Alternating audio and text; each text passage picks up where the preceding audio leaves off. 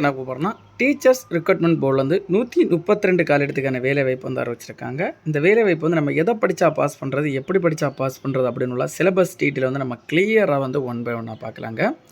மொத்தமாக சேர்த்து associate professor போஸ்ட்டுக்கு வந்து 132 காலிடத்துக்கான வேலை வாய்ப்பு வந்து ஆரம்பிச்சிருந்தாங்க.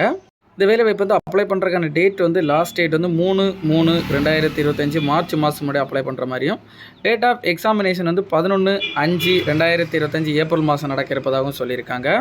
நம்ம இப்போ இந்த வந்து எக்ஸாமினேஷனுக்கான ஸ்கீம் வந்து எப்படி நம்ம ப்ரிப்பேர் பண்ணலான்னு பார்க்கலாங்க. First part A, part B அப்படி 2 இதாக பிரிச்சிருக்காங்க. பார்ட் ஏ என்னென்னு பார்த்தீங்கன்னா compulsory Tamil language eligibility test, அதாவது தமிழ் வந்து எலிஜிபிலிட்டி டெஸ்ட் நடக்கும். தமிழ் லாங்குவேஜுக்கு தகுதி தேர்வு நடக்குங்க. தமிழில் வந்து 30 கொஸ்டின் கேட்பாங்க. 30 மினிட்ஸ் வந்து இந்த எக்ஸாமினேஷன் வந்து நடத்தப்படும்னு சொல்லியிருக்காங்க. 30 மினிட்ஸில் வந்து உங்களுக்கு நீங்கள் பார்த்தீங்கன்னா 50 மார்க்கு வந்து இந்த எக்ஸாமினேஷன் வந்து நடத்தப்படும்னு சொல்லியிருக்காங்க. 30 கொஸ்டின் 50 மார்க் இந்த எக்ஸாமினேஷன் வந்து நடத்தப்படும்னு சொல்லியிருக்காங்க. இந்த எக்ஸாமினேஷனில் வந்து மினிமம் நீங்கள் 40% மார்க்குங்க, அதாவது 20 மார்க் வந்து கண்டிப்பாக வந்து நீங்கள் 50க்கு எடுத்திருந்தால் மட்டும்தான் தமிழ் லாங்குவேஜ் எலிஜிபிலிட்டி டெஸ்ட்டில் வந்து நீங்கள் பாஸ் பண்ணீங்க. 20 மார்க் எடுக்கலைன்னா உங்களுக்கு மெயின் சப்ஜெக்ட் நீங்கள் செகண்ட் எழுதப்பட்ட எக்ஸாமினேஷன் வந்து கரெக்ஷன் பண்ணப்படாதுன்னு சொல்லியிருக்காங்க. 20 மார்க் எடுத்துருந்தீங்கன்னா நீங்கள் பாஸ் பண்ணிட்டீங்க. மெயின் சப்ஜெக்ட் எக்ஸாமினேஷன் வந்து OMR சீட்டில் வந்து எப்படி எழுதப்படுன்னு பார்த்தீங்கன்னா அதில் பார்ட் பி உங்களுக்கு அதில் 3 டிபார்ட்மெண்ட் போஸ்ட் கொடுத்துருக்காங்க. Assistant professor law PG level post, assistant professor law PG level வந்து மற்றொரு post, assistant professor pre law அப்படி 3 போஸ்ட்டுக்கான வேக்கன்சி வந்து ஆரம்பிச்சிருக்காங்க. இதில் வந்து நம்ம முதல் ரீதியில் நீங்கள் பார்த்தீங்கன்னா அசிஸ்டன்ட் ப்ரொஃபஸருக்கு நீங்கள் பார்த்தீங்கன்னா முதல்ல உங்களுக்கு கொஸ்டின் வந்து 175 கொஸ்டின் கேட்பாங்க. 175 மார்க்குங்க. ஒரு கொஸ்டினுக்கு வந்து 1 மார்க் வச்சு 175 மார்க் எக்ஸாமினேஷன் 3 மணி நேரம் நடத்தப்படும்னு சொல்லியிருக்காங்க.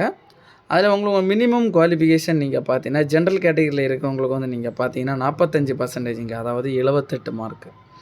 PC, BCM, MBC, DNC, SC, SC, ST கேண்டிடேட்ஸ்க்கெல்லாம் பார்த்தீங்கன்னா 35 மார்க் இருந்தால் போதுங்க. 61 மார்க் இருந்தாலும் நீங்கள் வந்து பாஸ் பண்ணியிருக்கீங்க. ஆனால் கட் ஆஃப் பேஸ் பண்ணி தான் ஆட்களை வந்து செலக்ட் பண்ணப்படும்னு சொல்லியிருக்காங்க. அதே போல் தாங்க உங்களுக்கு அசிஸ்டன்ட் ப்ரொஃபஸர் லாவில் வந்து பிஜி லெவலுக்கும் உங்களுக்கு அதே போஸ்ட் மாதிரி தான் கொடுத்துருக்காங்க. அதனைத் தொடர்ந்து பார்த்தீங்கன்னா அசிஸ்டன்ட் ப்ரொஃபஸர் ப்ரீ லா போஸ்ட்டுக்கு பார்த்தீங்கன்னா அந்தந்த டிபார்ட்மெண்ட்டுக்கு அந்தந்த இது மாதிரிப்பட்ட கொஸ்டின் வந்து கேட்கப்படும். அதுலேயுமே பார்த்தீங்கன்னா 175 கொஸ்டின் 175 மார்க்கு வந்து நடத்தப்படும்.